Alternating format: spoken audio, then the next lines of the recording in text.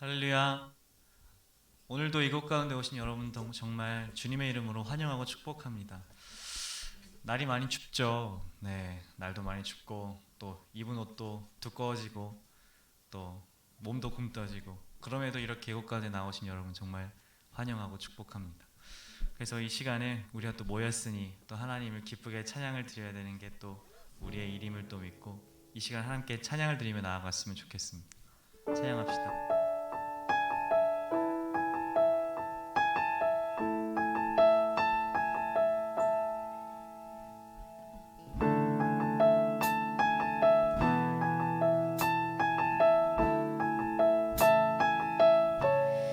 시작됐네 우리 주님의 능력이 나의 삶을 다스리고 새롭게 하네. 자유 안에 죄와 사망으로부터 나의 삶은 변하구나. 충만하네. 은혜로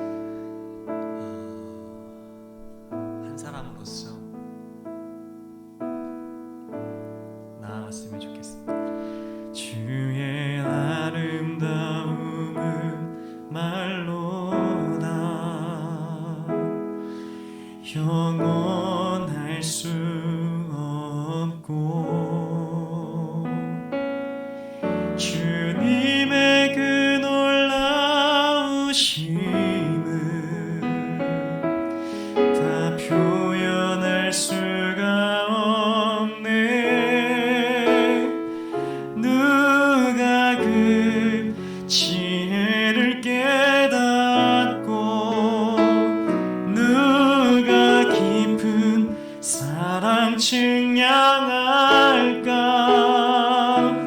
보좌에 앉으신 주의 위엄, 아름다우신 주님, 내가 주를 경외함으로 주님 앞에 홀로 섭니다. 찬양 받으시기 합당한 거룩하신 주님,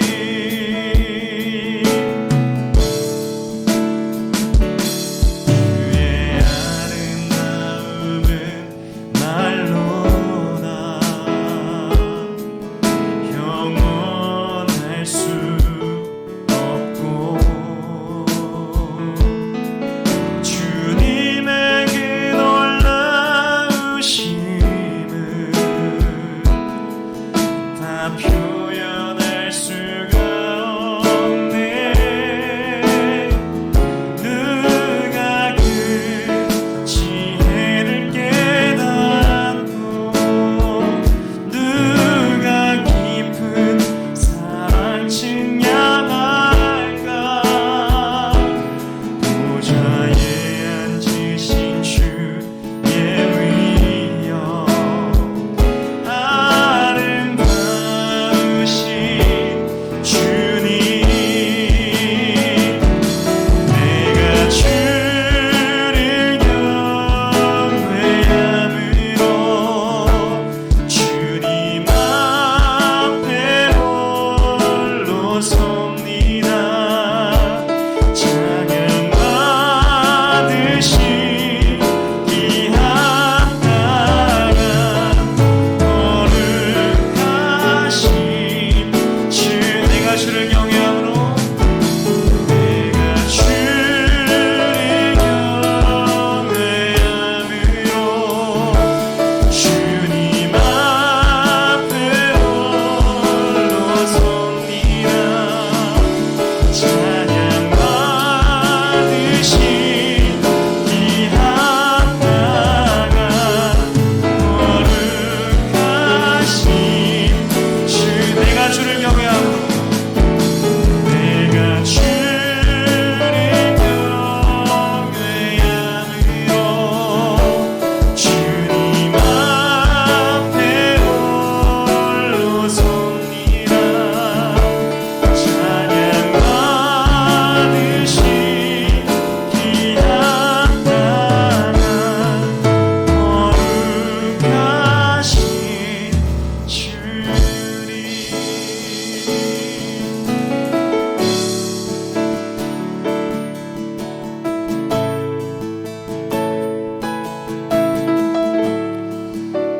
그렇습니다, 주님.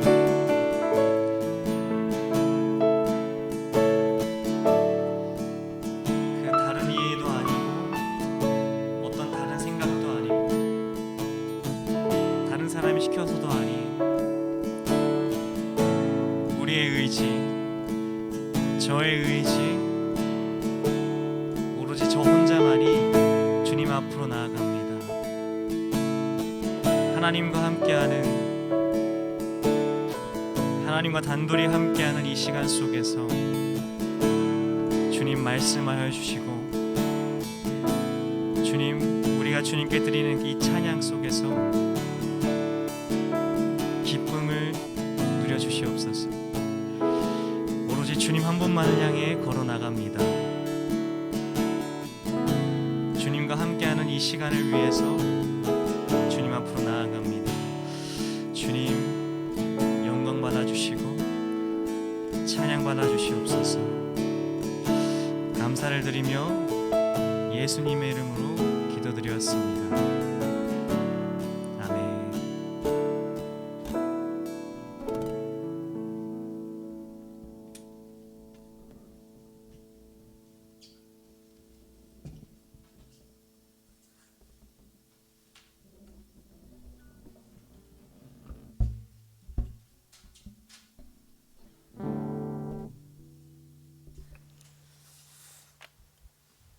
자, 여러분들 서로 인사하면서 시작할까요? 오늘도 메리 크리스마스 하고 시작할게요. 메리 크리스마스. 메리 크리스마스. 옆에 친구들 보면서 또 메리 크리스마스.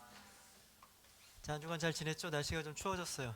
오늘은 대림절 이제 네 번째 주일이에요. 대림절은 예수님이 오신 크리스마스 앞에 4주 전부터 예수님의 오심과 다시 오실 예수님을 기다리며 기억하고 추억하고 그런 시간이라 그랬어요. 오늘은 이제 마지막 네 번째 주예요.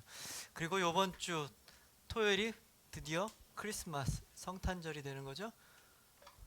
어떤가요? 기분이 좋나요? 크리스마스 생각하면 좀 이제는 크리스마스 선물들을 못 받을 나이가 돼서 그런지 별로 이렇게 좋아하지 않는 것 같네요. 요즘에는 사실 뭐 이렇게 크리스마스 분위기가 크게 나진 않아요. 더군다나 코로나 때문에 밖에 나가는 일들이 많이 적기 때문에 크리스마스가 왔나 안 왔나 이렇게 좀 잘 못 느낄 때가 많죠. 근데 어제 갑자기 날씨가 추워졌잖아요. 어제 그제부터 막 그러더니 어제는 끝내는 막 눈이 펑펑 내리는 거 봤나요? 막 그걸 보니까 이제 진짜 크리스마스가 왔구나 이렇게 좀 생각이 들었어요. 여러분들 그런 생각이 좀 들었나요? 그렇죠? 자, 이제 이번 주 토요일 날 크리스마스 예수님 오신다는 한번 기대해보고 또 기다려보도록 하죠. 이제 다시 오늘도 이제 초를 켜겠습니다. 대림절 먼저 초를 켤 텐데요. 오늘은 1년 동안 우리 너무나 여러분들을 위해서 수고하신 우리 선생님들 중에 대표로 우리 일권쌤이 나와가지고 같이 한번 초를 켜볼게요. 선생님들 많이 고생하셨죠? 여러분들 같이 또 뭐 소그룹도 하고 또 코로나 때문에 못 모일 때는 또 여러분과 또 연락도 하고 여러분들 잘 지내나 항상 궁금해하고 여러분들 섬겨주시느라 선생님들 올 한해 너무 고생 많이 하셨는데요. 제가 감사 인사 또 드리고 또 하나님께서도 매우 기뻐하실 거예요. 여러분들 섬김. 자, 일권쌤 나와가지고 같이 한번 켜보시죠.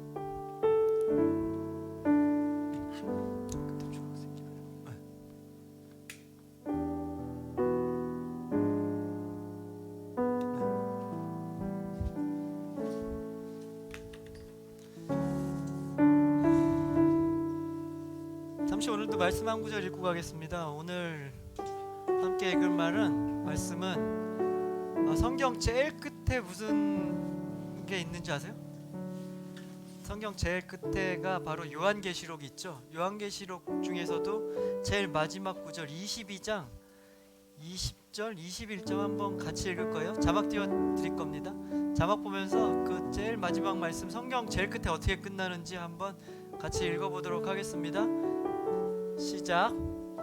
이것들을 증언하신 이가 이르시되 내가 진실로 속히 오리나 하시거늘 아멘. 주 예수여 오시옵소서. 주 예수의 은혜가 모든 자들에게 있을지어다. 아멘. 성경책 제일 끝에가 이렇게 끝나요.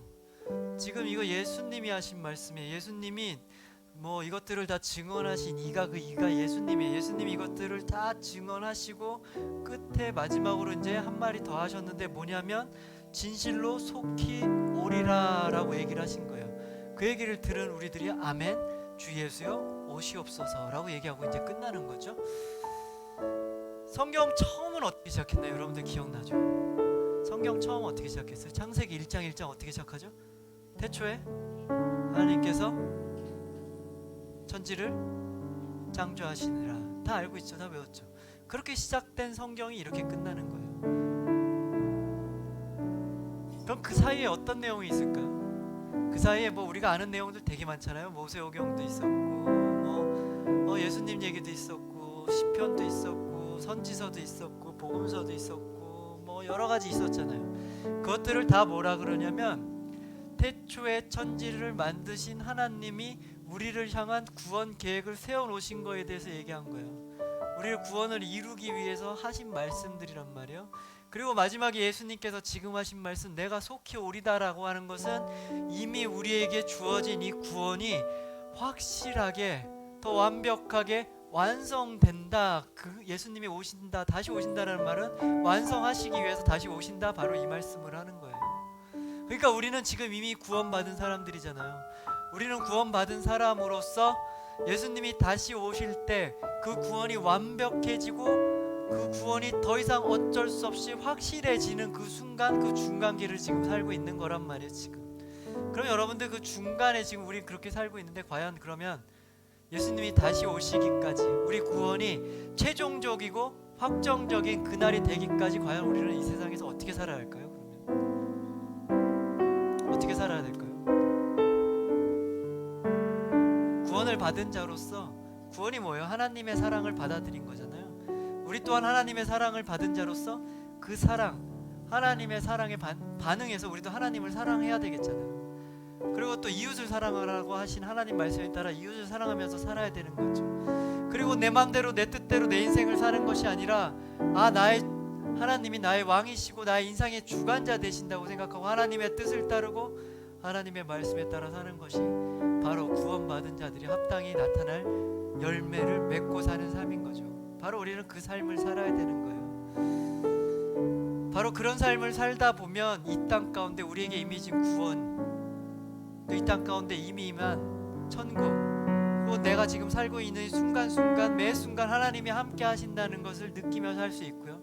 그리고 또 그런 삶을 살다가 예수님이 다시 오시는 바로 그날, 우리 구원이 완벽하게 되는 날, 우리 구원이 더 이상 어쩔 수 없이 최종적으로 완벽하게 다 완성되는 그날, 하나님 나라가 온 세상 가운데 펼쳐지는 그날, 새하늘 새 땅이 열리고 완벽한 나의 기쁨과 완벽한 승리와 또 완벽한 행복이 넘치는 그 영광된 삶을 펼쳐지는 그 순간, 우리는 하나님과 같이 그곳에서 함께 살 수 있는 거예요. 여러분, 이 시간 잠깐 눈을 감고 좀 묵상하길 원하는데요. 다시 묵상할 때 다시 오실 예수님 한번 머릿속에 한번 떠올려 보세요. 2000년 전에 예수님 오셨을 때 사람들이 다 봤잖아요. 그거와 마찬가지로 예수님이 다 누구나 다 알아볼 수 있게 다시 나타나신다고 했어요. 그 예수님이 과연 어떻게 나타나실까? 어떤 모습으로 나타나실까? 나에게 또 무슨 얘기를 하실까? 뭐 이런 생각을 한번 해봤으면 좋겠어요. 다시 오실 예수님 이렇게 머릿속으로 한번 묵상해보고요. 그리고 예수님이 오시면 이 땅에 하나님 나라가 완벽하게 이제 펼쳐진다 그랬잖아요. 그 하나님 나라에서 하나님과 함께 그 나라에서 살아가는 그 순간들, 완벽한 행복, 완벽한 기쁨이 넘치는 그 나라에서 하나님과 함께 사는 그 상상도 한번 해봐요. 너무나 행복한 상상이 될 것 같아요. 다시 오실 예수님과 그 완벽한 새하늘 새 땅에서 함께 사는 그 꿈, 그 생각 한번 상상해 보길 바래요. 그리고 그 순간이 오기까지 이미 구원이 확정된 우리로서, 구원받은 우리가 과연 어떻게 살아야 될지도 한번 생각해 보고, 내가 그때까지 이렇게 살아야겠다라고 떠오르는 것들이 있으면 제가 그렇게 살겠습니다 라고 고백하는 그런 시간 가졌으면 좋겠습니다. 잠시 눈을 감고 묵상하겠습니다.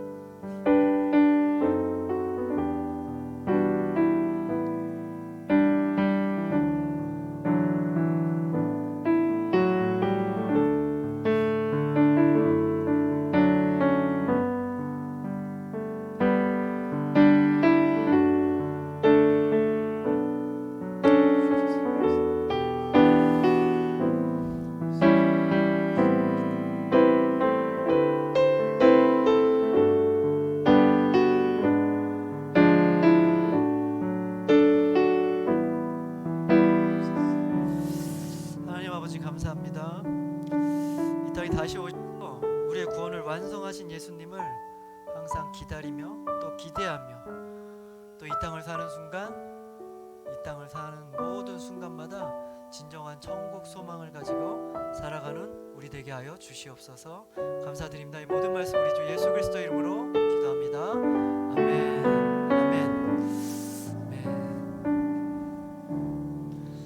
자, 오늘 함께 나눌 본문 읽어보도록 하겠습니다. 오늘 함께 나눌 본문은 시편 24편입니다. 하나님이 주신 말씀 시편 24편 다 같이 한 목소리로 읽어보도록 하겠습니다.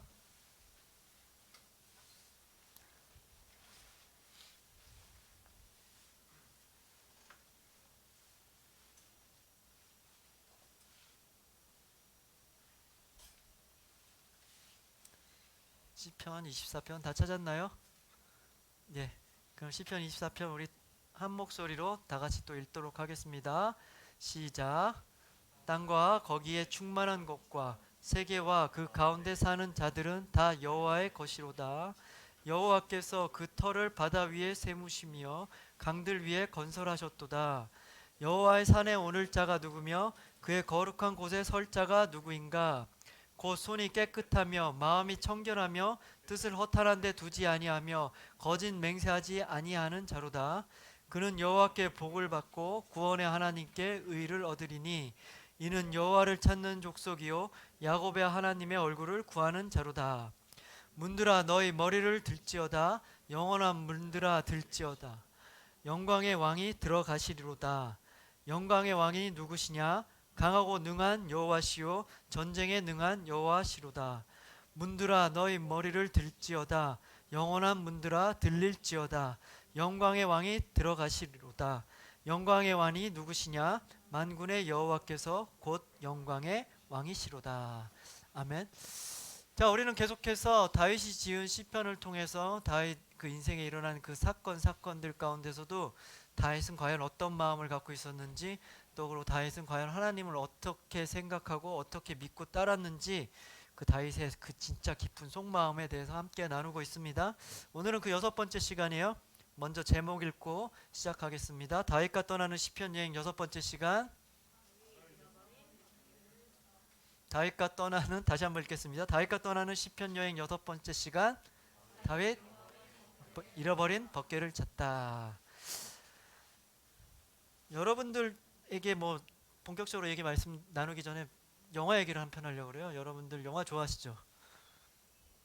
제가 좀 오래된 영화인데 실은 어제 우리 집에 같이 있어가지고 그런다. 하여간 큰애가 구태여 코로나인데 불구하고 영화를 보러 가겠다 하더니 요즘 유행하는 영화 그 스파이더맨을 보러 갔다 왔어요. 되게 재밌었다 그러더라고요. 여러분도 봤나요? 관심은 있는데 아직 못 봤나요? 뭐 하여튼 되게 재밌었다 그래요. 저는 안 봤으니까 뭐 가르쳐줄 내용은 없고요. 그 영화는 아니에요. 그랬더니 둘째가 또 자기도 영화를 보겠다 그래서 집에서 구태여 케이블 TV로 영화를 보고 싶다 그래가지고 추천은 해준 영화예요. 지금 함께 나누고 싶은 영화가. 근데 재미없다고 안 보더라고요. 재미는 없었나 봐요. 좀 옛날 거라 그런지. 1981년도 영화인데 되게 제가 좋아하는 영화예요. 인디아나 존스 시리즈라고 들어는 봤죠, 여러분? 인디아나 존스 시리즈 중에 첫 번째 거 레이더스라는 거예요. 우리나라에서는 제목이 그냥 레이더스였지만 실은 원래 제목은 레이더스 오브 더 로스트 아크이라고 잃어버린 성계를 찾아서라는 제목이 부제로 붙어있는 영화예요. 이 영화는 1981년도에 만들어졌죠. 이 영화가 만들어졌을 때 이 세상에 있던 사람은 지금 보니까 저밖에 없었네요. 이 영화가 만들어졌을 당시에 이 감독이 여러분들 잘 아는 감독 있죠. 스티븐 스필버그 감독 들어봤어요? 영화 E.T.도 만들고 주라기 공원 그것도 만든 사람이죠. 이 사람이 만든 영화예요 그때. 그리고 그 당시에 아주 인기가 많았어요. 되게 재밌었어요. 그래서 아카데미 상도 여러 개 수상하고 막 우리나라에서도 막 인기가 많았죠. 저도 어렸을 때 81년도에 만들었는데 우리나라는 그때 요즘에는 만들자마자 당연히 우리나라에 들어오잖아요. 근데 옛날에는 개봉하고 나서 막 1, 2년 있다 들어왔어요. 바로바로 안 들어왔다고요. 그래서 아마 81년보다 더 나중에 제가 중학교 다 돼서 본 것 같은데 81년작이나 하여튼 봤는데 되게 재밌었어요. 그래서 그 후로 나오는 후편들도 거의 다 봤는데 뭐 법칙 있잖아요. 그냥 처음 게 제일 재밌죠. 후편들은 좀 그렇죠. 이게 제일 재밌었던 것 같아요. 영화 내용은 과연 뭐냐면 2차 세계대전을 일으킨 그 나치가 그리고 또 미국의 고고학자 인디아나 존스가 이제 고고학자 이름이에요. 인디아나 존스가 성계 그 우리가 아는 그 성계 있잖아요. 법계 하나님의 언약계를 찾는 그 내용이에요. 그 언약계가 지금 숨어 있는지 어디 있는지 지금 아무도 모르는데 이제 그걸 찾는 스토리를 설정한 거죠. 그래서 그걸 찾아서 뺏기고 막 그런 과정, 모험스러운 얘기들 되게 재밌게 잘 그려내고 있어요. 여러분도 한번 기회가 되면 한번 봤으면 좋겠어요. 어제 보니까 조금 이렇게 좀 옛날 티는 나요. 그래도 그 재미는 있더라고요. 한번 봤으면 좋겠어요. 근데 왜 이 사람들은 성계를 찾을까요? 왜 성계를 뭐 그게 고대 유물이니까 막 이렇게 좀 그래서 찾은 건가요? 뭐 그럴 수도 있겠지만 지금 찾는 주된 내용은 그 나치가 있어요. 나치 독일의 나치가 소문을 들었죠. 그 성계 안에 모세 십계명을 적은 두 돌판이 있잖아요. 그 돌판을 가진 자는 하나님과의 어떤 교감으로 인해서 어떤 전지전능한 힘을 갖는다라는 전설이 있대요.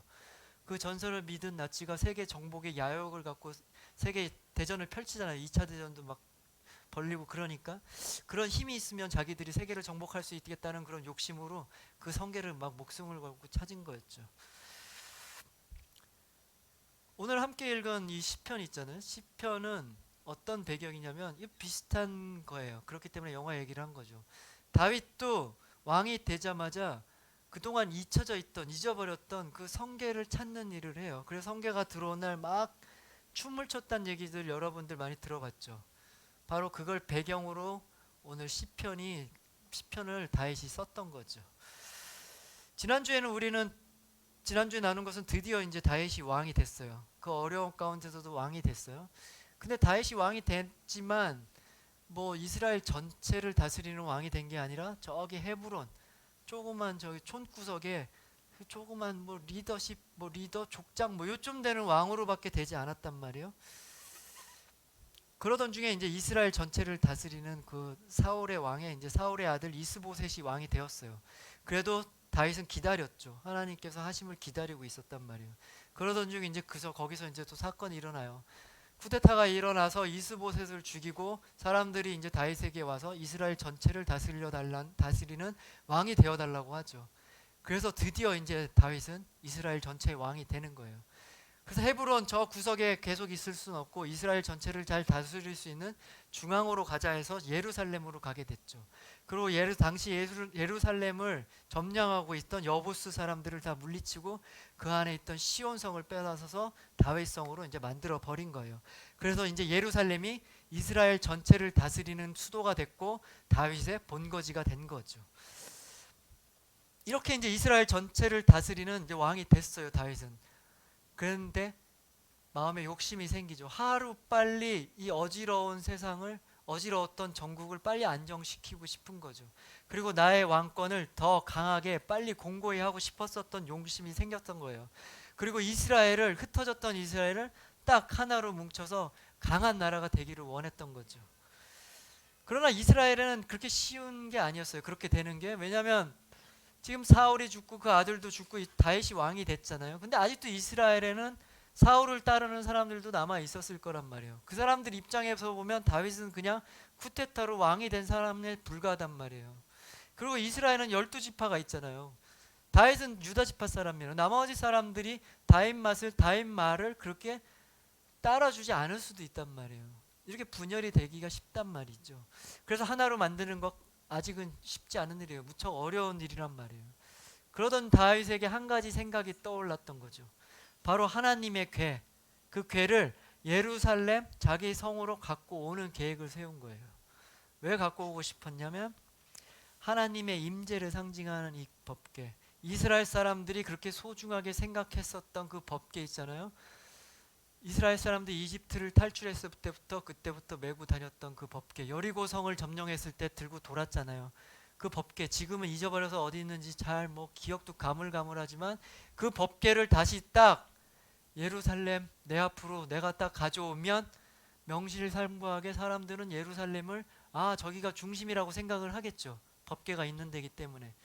그걸 바랬던 거예요. 그리고 또 그게 딱 나랑 함께 있다 그러면 하나님의 신적 아우라가 나와 함께 한다는 거죠. 뭐 그런 거를 갖고 있으면 나도 괜히 사람들이 좀 이렇게 높게 보지 않을까, 신적 아우라를 좀 사람들이 느끼지 않을까, 그런 생각 때문에 법궤를 가져오겠다 이렇게 결심을 한 거예요. 그래서 당시 하나님의 법궤가 놓여있던 것은 기랏 여아림이라는 곳에 있었어요. 그래서 그곳으로 가서 법궤를 옮겨야겠다라고 결심하고 출발을 한 거죠. 그래서 다윗은 이스라엘에서 3만 명을 모집을 해요. 3만 명을 추려서 그쪽으로 가죠. 기랏 여아림으로 가서 법궤를 이제 가지러 출발을 합니다. 이들은 그 법궤는 아비나답이라는 사람의 집에 있었어요. 그래서 그 집에 있는 법궤를 옮겨다가 수레에 싣고 아비나답의 아들 우사와 아효가 수레를 끌고 몰고 이제 출발을 한 거죠. 그런데 그 과정에서 전혀 생각하지도 않은 엉뚱한 일이 생겼어요. 그 법궤를 끌고 잘 가던 소가 어느 지점에 이르자 갑자기 막 날뛰기 시작한 거예요. 무슨 이유는지는 모르겠지만 소가 막 날뛰어요. 그러면 그 수레에 있던 법궤가 어떻게 되겠어요? 막 떨어지려고 하죠. 그 소중한 법궤가, 하나님의 법궤가 땅에 막 쿵 하고 떨어지면 안 되잖아요.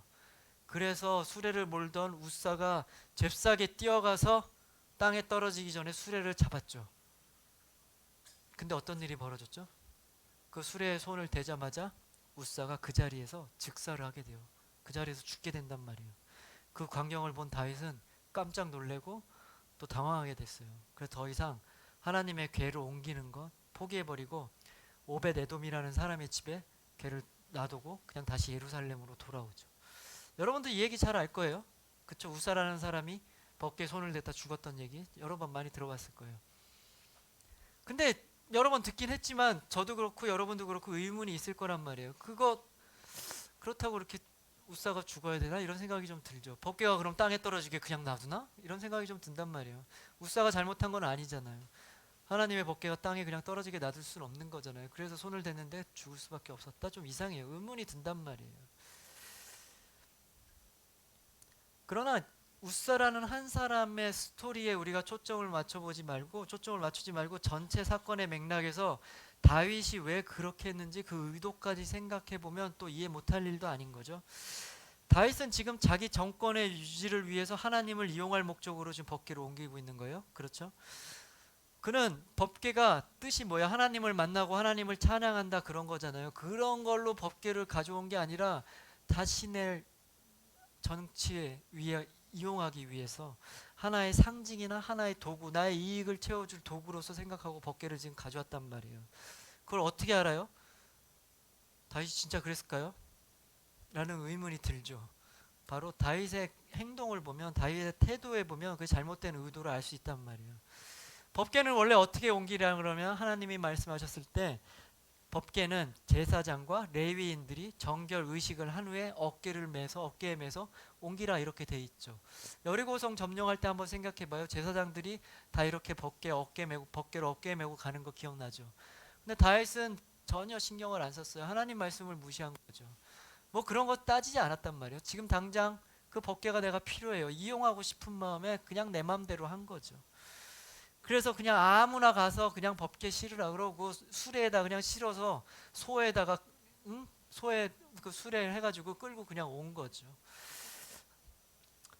하나님의 말씀을 무시하고 자기 생각과 자기 방법대로 자기 욕심을 채우기 위해서 그렇게 행동을 한 것입니다.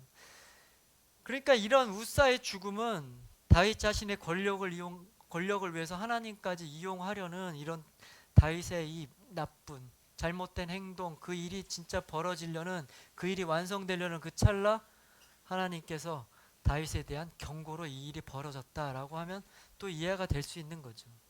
좀 전에 이야기했던 그 영화 인디아나 존스에도 이런 장면이 바로 나와요. 낫지는 그 법궤가 필요했잖아요. 하나님의 법궤, 그게 있어야지 능력을 받아서 자기들이 세계를 지배한다라는 생각을 가졌기 때문에 법궤가 필요했잖아요. 끝내는 빼앗아요. 얼마나 집요하게 뺐는지 자기들 손에 넣었어요. 그래가지고 드디어 법궤를 열죠. 법궤를 여는 순간 그걸 어떤 일이 벌어졌냐? 이 사람들이 무슨 능력을 받아서 세계를 제패했냐? 그거 정반대예요. 영화상에서도 하늘에서 이상한 기운이 나와서 법궤를 연 사람 그리고 주변에 있던 사람들이 다 비참하게 죽음을 맞이하게 되는 거죠. 마치 그 법궤에 손을 댄 우사가 죽은 것과 같이 이 사람들도 법궤를 이용해라 그 마음을 갖고 법궤를 뺏고 빼앗고 끝내는 뚜껑을 열었던 이 사람들도 다 죽게 되는 겁니다. 하나님의 법궤가 가지고 있는 진정한 의미를 무시한 채 자신들의 이익을 위해 하나님의 법궤를 도구로 이용하거나 어떤 상징으로 사용하는 모든 시도를 하나님께서는 경고하시고 계시는 거예요.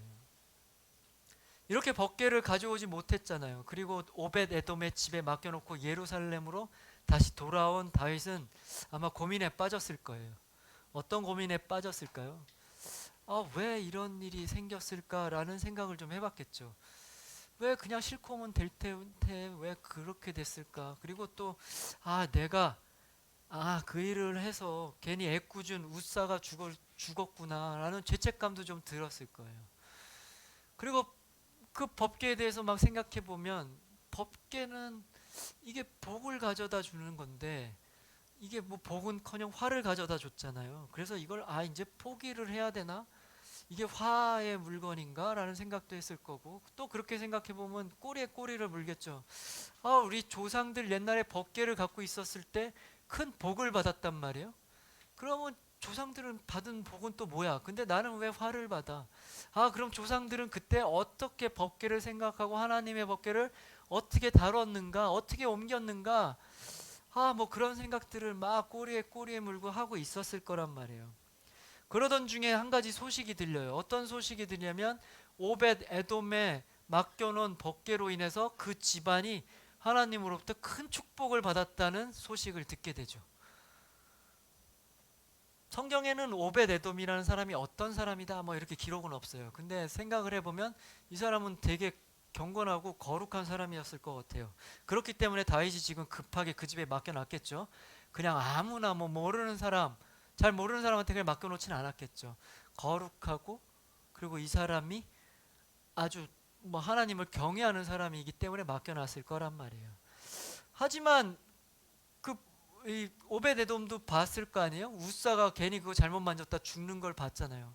그럼 이 사람에게도 두려움이 있겠죠. 저거 우리 집에 왔다가 내가 잘못하면 우리 집에 다 죽을 수도 있겠다라는 두려움이 있었을 거 아니에요?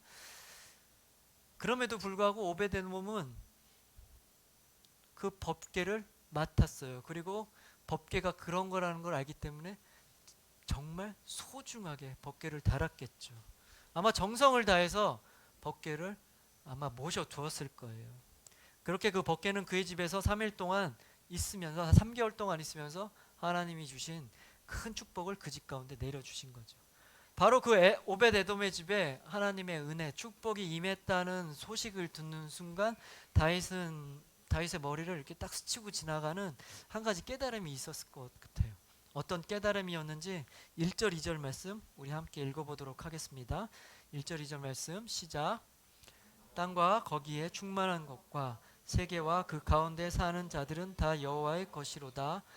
여호와께서 그 터를 바다 위에 세우시며 강들 위에 건설하셨도다. 다윗이 그 법궤에 대해서 계속 생각하고 있는데 그 법궤가 오베데돔의 집에 축복을 내렸다라는 소식을 듣고 딱 깨달은 거죠. 아, 이 땅 위의 모든 것들 그리고 이 땅 위에 사는 모든 자들 다 하나님의 소유구나라는 것을 깨달은 거예요. 다시 말해서 이 세상의 모든 것들은 다 하나님 주권 아래 하나님 통치 아래 있는 것이구나, 이 점을 다시 깨달은 거죠. 그리고 이 깨달음은 자신이 왕으로 부름받은 것, 그리고 또 왕이 되는 과정, 그리고 왕이 된 지금 이 모든 과정 자신의 능력과 자신의 힘, 자신의 방법으로 한 것이 아니라 바로 하나님이 하신 거구나. 이 세상을 통치하는 하나님께서 은혜로 나에게 그것을 허락해 주신 거였구나라는 것을 다시 깨닫게 되는 거죠. 그렇게 생각이 연결이 되는 거예요. 그동안 어려움 속에서도 함께 하시고 자신 인도하시는 그 하나님을 지금 왕이 된 후에 잠시 까먹었었던 거죠. 다윗은 잠시 잊어버린 거예요. 왕권을 위해서 권력에 욕심이 나서 내 힘으로 내 능력으로 어떻게 왕권을 유지하려고 했었던 그 잘못된 생각이 이 순간 바로 깨어져 버린 거죠.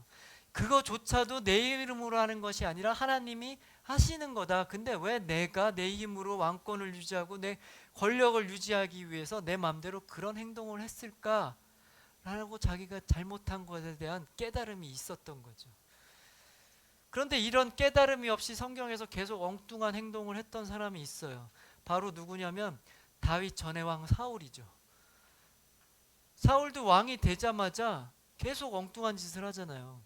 하나님을 의지하지 않고 자기 마음대로 계속 엉뚱한 일을 하는데 이 사람은 그때 깨달음을 얻지 못하고 계속해서 자기 힘으로 어떻게 해보려다 끝내는 비참한 죽음을 맞게 되는 거죠. 그렇다고 사울이 뭐 그 전부터 이상한 사람 아니에요. 사울도 뭐 애시당초 이상한 사람이 아니라 사울도 원래 괜찮은 사람이었어요. 성경에서 뭐라 그러냐면 사울이 아주 용모가 이스라엘에서 제일 출중하다 그랬어요. 이스라엘 전체에서 제일 키도 크고 제일 잘생겼다 그랬어요. 그것뿐만 아니라 겸손한 사람이고 하나님을 경외하는 자랐단 말이에요. 그리고 사울도 처음 기름 부어서 왕이 됐을 때 하나님을 바라보고 하나님을 의지하는 사람이었어요. 그러나 그 자리에 왕의 자리에 오르고 자기 권력을 위해서 이걸 어떻게 할까 고민하다가 하나님을 의지하지 못하고 자기 마음대로 계속하게 되죠. 자기 능력대로 자기 힘으로 어떻게 해보려고 하죠. 그러나 그런 깨달음이 없었단 말이에요. 그러나 다윗은 지금 깨달았죠. 바로 다윗은 지금 우사의 죽음, 첫 번째 하나님의 법궤를 옮기려는 그 시도의 실패라는 사건을 통해서 하나님의 뜻을 깨달은 거죠. 하나님의 사건을 통해서 하나님의 뜻을 깨닫고 자신의 잘못을 다시 깨닫게 되는 거죠. 그리고 내가 지금까지 이 자리에 오르게 된 것 다 하나님께서 주신 은혜지. 그런데 왜 내가 내 힘으로 내 왕의 자리를 지키려고 그렇게 했었던 것인가? 그것조차도 하나님이 해주실 거야. 이런 돌이킴이 있었던 거예요. 그러면서 한 가지 자신에게 질문을 해요. 어떤 질문인지 우리 3절 말씀 함께 읽어보도록 하겠습니다. 3절 말씀 시작. 여호와의 산에 오를 자가 누구며 그의 거룩한 곳에 설 자가 누구인가? 여호와의 산에 오른다는 게 뭐예요? 여호와가 계시는 산에 오르면 어떻게 돼요? 하나님과 함께 하는 거죠. 그리고 또 하나, 하나님이 계시는 거룩한 곳에 누가 하나님과 함께 할 수 있는가 이렇게 물어보죠. 그 얘기는 뭐예요? 하나님과 함께 할 자 누구냐? 하나님과 동행하는 인생 살 자가 누구냐? 그런 거죠. 그리고 오늘 사건을 적용해 보면 무슨 얘기했어요?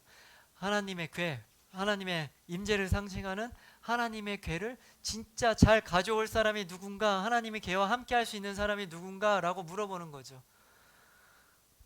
그리고 그에 대한 질문을, 그의 질문에 대해서 또 자신이 대답해요.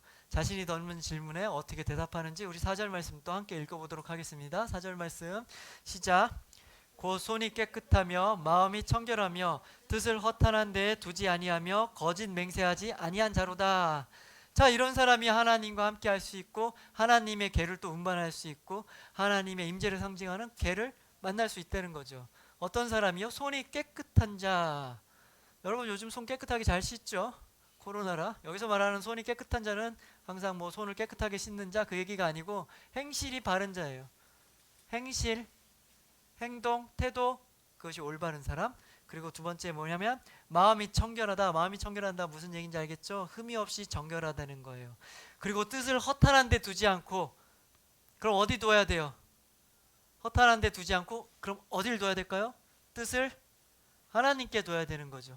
나의 욕심, 나의 마음, 나의 뜻에 두지 않고 세상에 허탄한 세상에 뜻을 두는 것이 아니라 하나님께 뜻을 두고 거짓말을 하지 않는 사람, 정직한 사람만이 여호와의 산에 오를 수 있고 거룩한 여호와와 함께 할 수 있고 하나님의 궤를 옮길 수 있다라고 지금 다윗은 깨달은 거예요. 그래서 이런 깨달음을 통해서 다윗은 다시 결정을 하죠. 첫 번째 실패했던 법궤 옮기기 프로젝트 2차를 시도를 하는 겁니다. 그럼 이번에는 어떻게 옮기겠어요? 처음과 같이 막 그냥 사람 어중이 떠중이 막 모아가지고 그냥 또 뭐 이렇게 했을까요? 그렇지 않겠죠. 이번에는 이제 제대로 했겠죠. 하나님 말씀에 따라 제대로 했을 거란 말이에요. 하나님이 처음에 법궤를 만들었을 때 출애굽 당시에 뭐라 그랬냐면 이 법궤는 제사장과 레위 사람이 옮겨야 된다 그래요. 그것도 어깨에 메고 그대로 해요. 그래서 다윗도 제사장인 아론의 후손들과 레위인들을 모아요. 그리고 그곳으로 가서 먼저 정결 의식을 하죠. 그리고 나서 비파와 수금으로 찬양을 드리고 하나님께 제사를 드리고 하나님께서 말씀하신 그 방법 그대로 옮기기 시작합니다. 어떻게 됐을까요? 그러면 그렇게 옮겼을 때, 이렇게 옮겼을 때 그 궤는 아무 문제 없이 예루살렘으로 잘 돌아왔던 거예요. 그래서 다윗은 그것에 감사하여 하나님께 번제와 화목제를 드리고 또 만군의 주님의 이름으로 백성들에게 복을 빌어줘요. 하나님께 감사를 드리고 그 복을 또 함께 나누는 거죠. 그리고 다윗은 그 자리에 모인 모든 백성들에게 하나님의 임재와 하나님의 축복을 상징하는 것, 빵을 줘요. 하나님이 주신 거다. 하나님께서 우리에게 복을 내려서 우리는 걸 먹을 수 있다라는 의미로서 빵도 주고 고기 한 점도 주고 건포도 과자도 한 개씩 나눠준단 말이에요. 그렇게 하나님의 축복을 나눠요. 바로 이 사건, 법궤가 예루살렘에 돌아온 이 사건은 어떤가요? 그러면 지금 다윗, 그렇게 한 번에 실패하고 두 번째 깨달음을 통해서 갖고 온 다윗, 그리고 그것이 돌아왔을 때 너무나 기쁨 나머지 함께 노래와 부르고 춤을 췄던 그 백성들에게 잊을 수 없는 날이 되는 거겠죠. 이때 사람들이 함께 부른 노래가 오늘 같이 읽은 본문 7절 8절의 그 노래란 말이에요.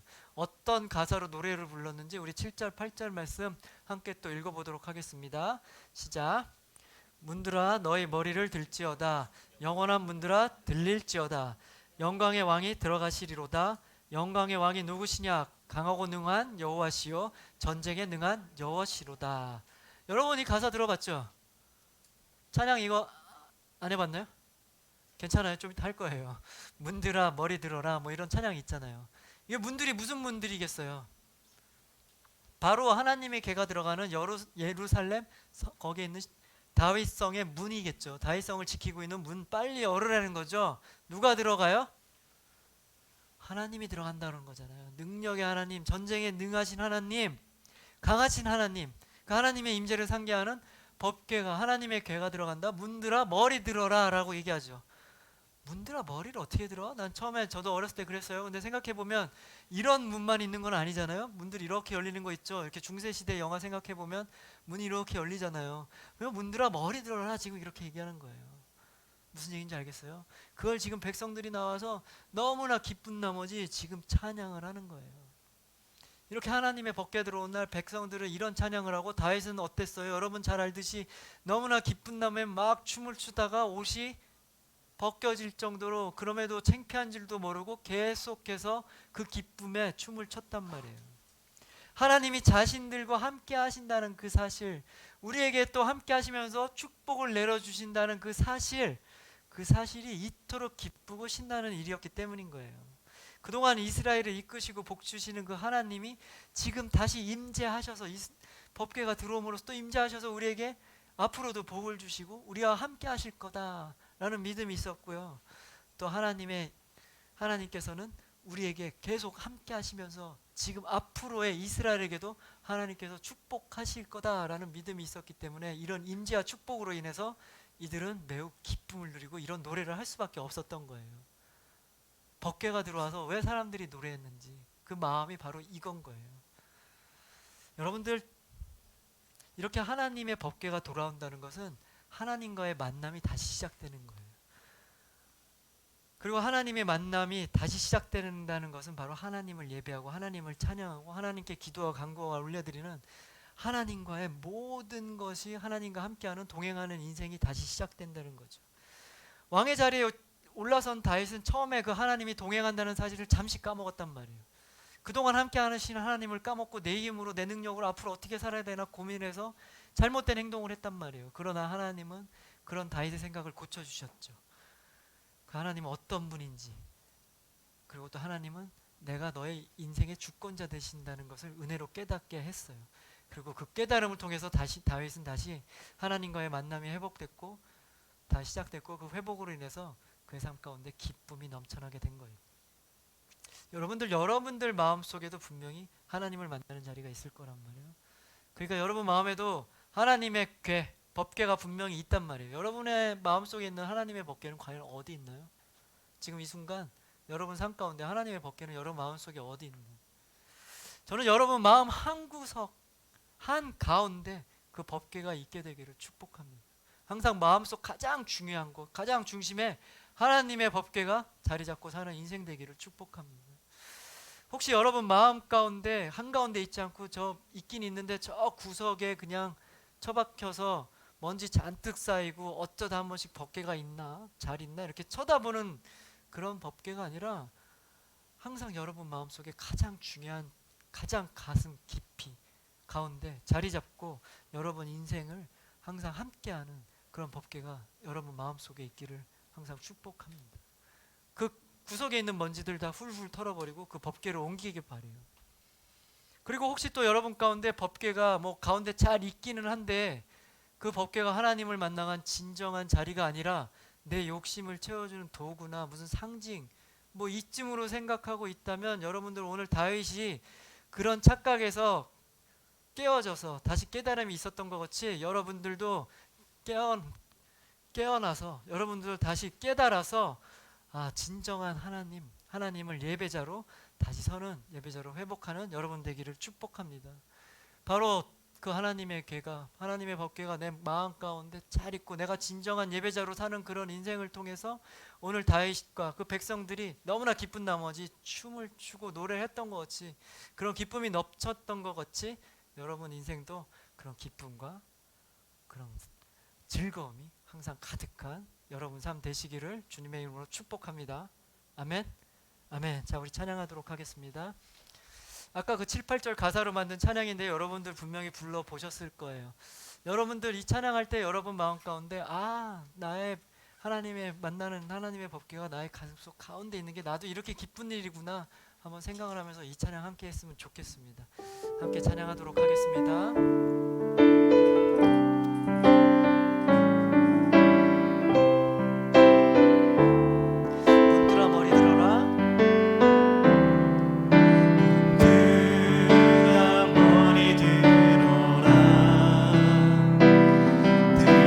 들릴지어다 영원한 문들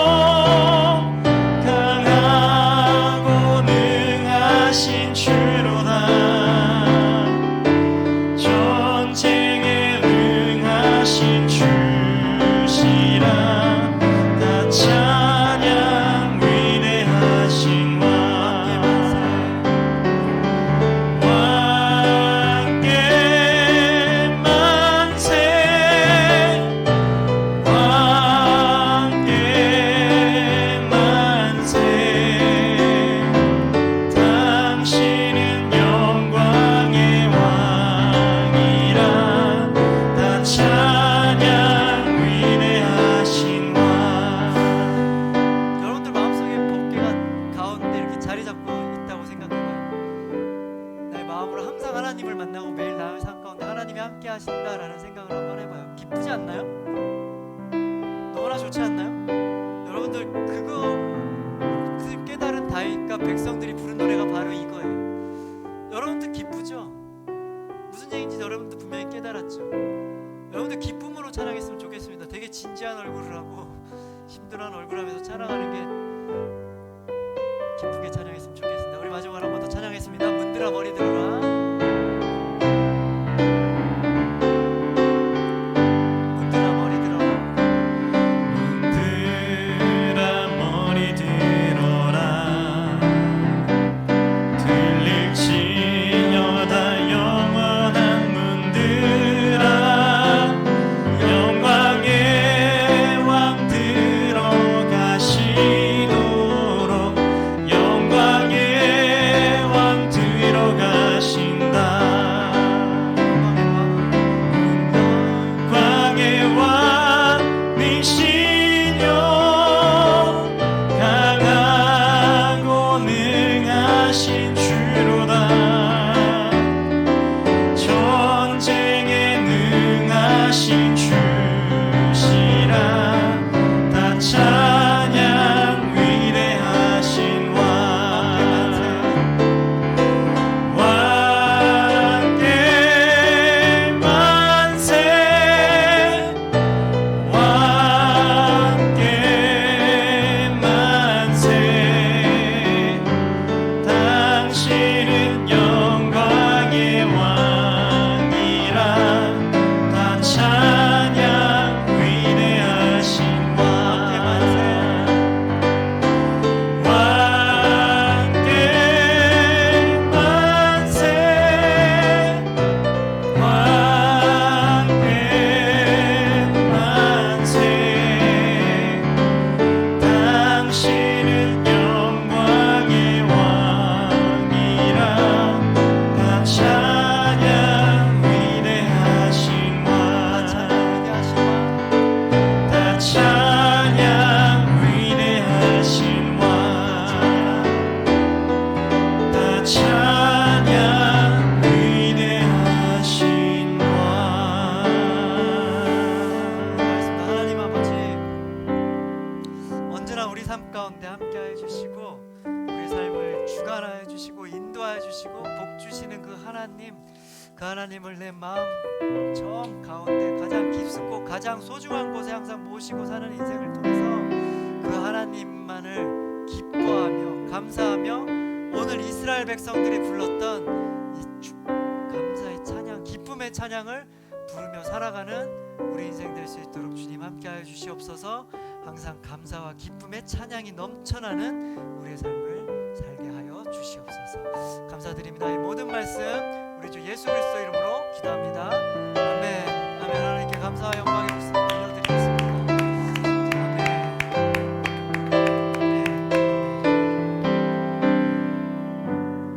아멘. 자, 광고 말씀드릴 텐데요. 이번 주부터 또 코로나가 심해져서 약간 좀 뭐 이렇게 거리두기 단계가 좀 조정이 됐죠. 교회는 30%까지 출입은 가능하다고 하니까요. 교회상으로 큰 문제가 없는데요. 이번 주에 우리 크리스마스 성탄 예배가 있잖아요. 25일 토요일이에요. 1부, 2부 예배를 드릴 거예요. 9시에도 드리고 11시에도 드릴 거예요. 전에 지난주에 계획하기로는 우리 11시에 여기 모여서 우리끼리 예배 드리고 파티를 하기로 했는데요. 방역 지침이 바뀌어서 그건 사실 불가능하게 됐습니다. 함께 모여서 파티 드리진 못하니까요. 여러분들 부모님과 같이 호원아트월 지하에서 드리면 되고요. 부모님이 1부에 오시겠다 그러면 1부에서 드리셔도 되고 아니면 뭐 2부에서 각자 부모님과 함께 예배 잘 드리면 됩니다.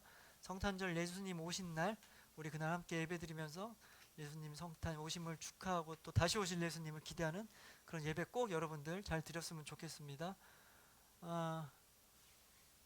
그리고 다음 한 주 이제 거의 마지막으로 가고 있죠. 올 한 해 여러분들 마지막 잘 정리하기 바라고요.